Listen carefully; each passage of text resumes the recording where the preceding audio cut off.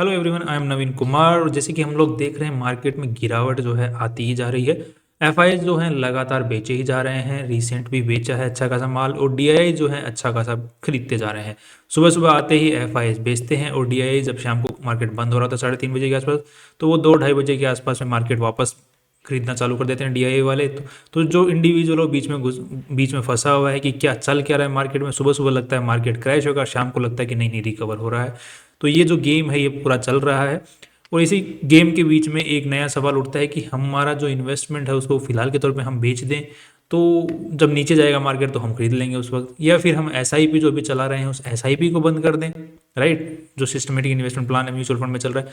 तो देखो, कॉन्सेप्ट सीधी सी बात, एसआईपी का जो बेसिक कॉन्सेप्ट है वो ऐसा ही है कि आप जब मार्केट में उठा पटक आए, और जब अच्छी खासी पटक आए, तो आपकी जो बाइंग है वो सस्ते में हो। एसआईपी का मतलब लॉजिक, सिंपल लॉजिक यही है। तो अगर हमने गिरावट के टाइम पे अगर एसआईपी को बंद कर दिया, तो सबसे बड़ा जो मेन लॉजिक है वही हमने, वहीं पर हम फेल हो जाएंगे।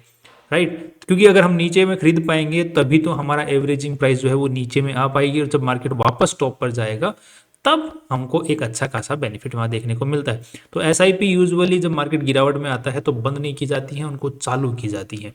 और जब मार्केट चढ़ाव में होता है तब एसआईपी को थोड़ा डर का माहौल रहना चाहिए, क्योंकि डरना तब चाहिए जब मार्केट टॉप मार रहा हो। घबराने की जरूरत तब नहीं है जब मार्केट नीचे आ रहा है। जब स्टॉक मार्केट में कब प्राइसेस जब नीचे आ रही है तो घबराने की जरूरत नहीं होती। राइट, हमें नए इन्वेस्टमेंट के बारे में सोचना होता है। जब ऊपर जा रहा होता है तब पता होना चाहिए कि भाई अब कहाँ से गिरेगा, भाई कहीं से भी गिर सकता है। राइट, तो एसआईपी इसी के लिए बनी है। तो एसआईपी को बंद नहीं करना है। अगर आप और कोई 2-4 चला सकते हो तो उनको चलाने की कोशिश वहाँ पे करनी चाहिए। अब वहाँ पे एक जो बड़ा सवाल आता है कि एक तो एक थीमेटिक फंड्स, सेक्टर बेस्ड जो फंड्स होते हैं ना, ये सबसे बड़ा आज तक का झोल है। ठीक है, उस अगर आपको किसी ने भी इस टाइप की अगर राय दी है कि थीमेटिक फंड, सेक्टर फंड, इस टाइप के जो फंड्स होते हैं इनके अंदर में आप इन्वेस्टमेंट करके चलो, तो देखो भाई आप बहुत बड़े जंजाल के अंदर में फंस चुके हो, और इस जंजाल से बाहर निकलने का सही वक्त है। सबसे बेस्ट होता है आप स्मॉल कैप, मिड कैप, या फिर जो हाइब्रिड जो फंड्स होते हैं वो सबसे बेस्ट माने जाते हैं, या फिर लार्ज कैप फंड्स। इनमें से किसी में भी एक को सेलेक्ट करके बैठ जाओ, क्योंकि थीमेटिक फंड अगर आप लोग बैठ गए अगर लेके बैठ गए, या फिर सेक्टर बेस्ड फंड्स अगर लेके लेके बैठ गए, तो फिर आपको हो सकता है कि आपको नुकसान झेलना पड़े लॉन्ग टर्म के अंदर में, या फिर कई बार शॉर्ट टर्म में भी नुकसान झेलने को पड़ सकता है। बिकॉज क्या पता कि वो जो सेक्टर आप लेके बैठे हो वो अभी चलेगा, या फिर आपने जो सेक्टर में अभी इन्वेस्टमेंट कर रहे हो वो ऑलरेडी क्या पता चल चुका होगा अच्छा खासा। दूसरी चीज, लार्ज कैप, मिड कैप और लार्ज जो स्मॉल कैप फंड्स वाले हैं वो कोई पागल थोड़े ही हैं। उनको अगर कोई पर्टिकुलर कंपनी किसी दूसरे सेक्टर की चलती हुई दिखेगी तो वो खरीदेंगे नहीं। राइट, तो सबसे बेस्ट होता है कि ये जो स्मॉल, मिड और लार्ज कैप फंड्स को लेके बैठो, क्योंकि थीमेटिक और सेक्टर बेस्ड फंड्स होते हैं उनका भरोसा नहीं होता, वो कब चलें कब ना चलें और कब कितना गिर जाए। राइट, तो एक म्यूचुअल फंड में अगर एसआईपी चालू करनी है, लॉन्ग टर्म इन्वेस्टमेंट चालू करना है, लमसम इन्वेस्टमेंट करना है, तो इन्हीं सेक्टर के अंदर में 2-3 जो आपको मैंने जो फंड्स बताए हैं। और दूसरी चीज़ है कि फंड ऑफ फंड्स आजकल एक अच्छा खासा फंड्स आ गया है, तो इसके पागलपंती में ना हो पड़ो तो सबसे बेस्ट रहेगा। ये फंड ऑफ फंड्स होते हैं कि आपके म्यूचुअल फंड्स होते हैं अलग अलग टाइप के, उन म्यूचुअल फंड्स में हम लोग इन्वेस्टमेंट करते हैं। अरे गजब हो गई, मतलब ऑलरेडी एक म्यूचुअल फंड में पैसा लगाते हैं, वहां पर ऑलरेडी अच्छा खासा डाइवर्सिफिकेशन हो चुका है। फंड ऑफ फंड्स में लगा रहे हैं, मतलब वो अलग अलग म्यूचुअल फंड्स में पैसा लगा रहे हैं। मतलब गजब हो गया ये तो काम।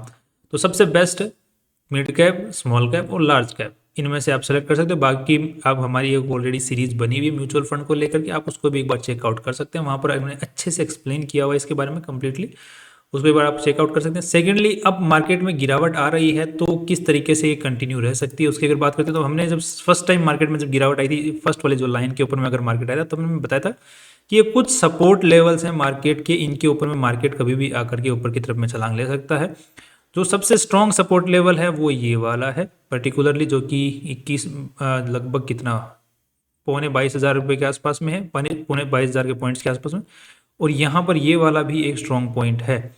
सो स्ट्रॉन्ग पॉइंट तो अच्छे खासे हैं। दूसरा, ये गिरावट के मेन कारण कौन कौन से हैं, तो मेन कारण देखो, अभी एक जो कारण मेन निकल के ये भी आ रहा है कि जो सेकंड जो हाफ ईयरली रिजल्ट्स आने वाले हैं जिन कंपनियों के, उनसे जो एक्सपेक्टेशंस थी मार्केट की, उन एक्सपेक्टेशंस के अनुसार रिजल्ट नहीं आ रहे हैं। काफ़ी जो जो कंपनियां जो निफ्टी 50 के अंदर में इंक्लूडेड हैं, उनके जो रिजल्ट्स आए हैं वो उतना एक्सपेक्टेड था उतना नहीं आ रहा है। नेट प्रॉफिट्स उनके अच्छे खासे नहीं निकल के आ रहे हैं, रेवेन्यू ठीक ठाक आ रहा है बट नेट प्रॉफिट्स नहीं निकल रहे हैं।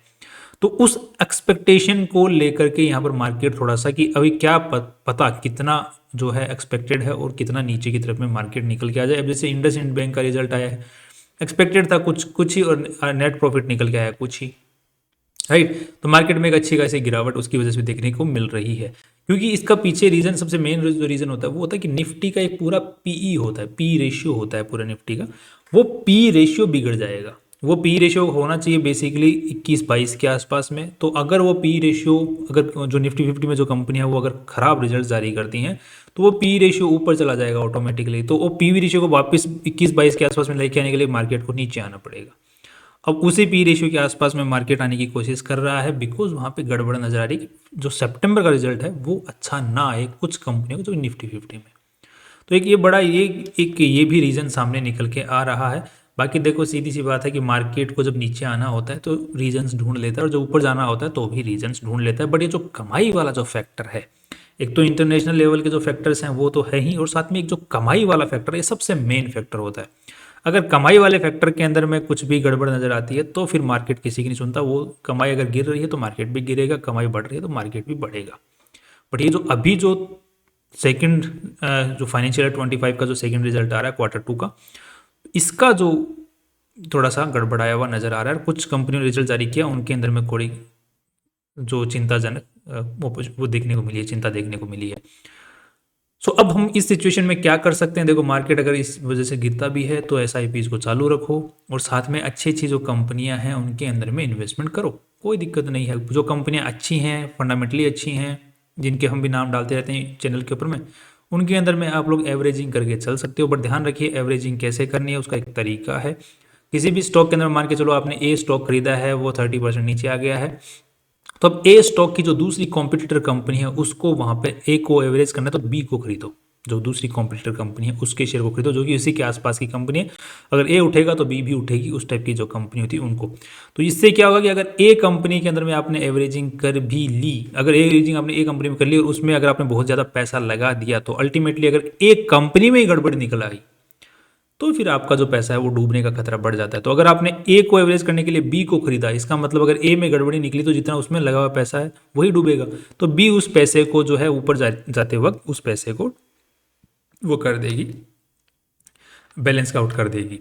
तो ये एक तरीका होता है एवरेजिंग करके चलने का। अगर आपके पास में 10 शेयर्स हैं शुरुआत में, मार्केट जैसे जैसे पोर्टफोलियो नीचे आ जाए तो बाद में 15 शेयर कर लीजिए उसको पोर्टफोलियो को एवरेज करने के लिए।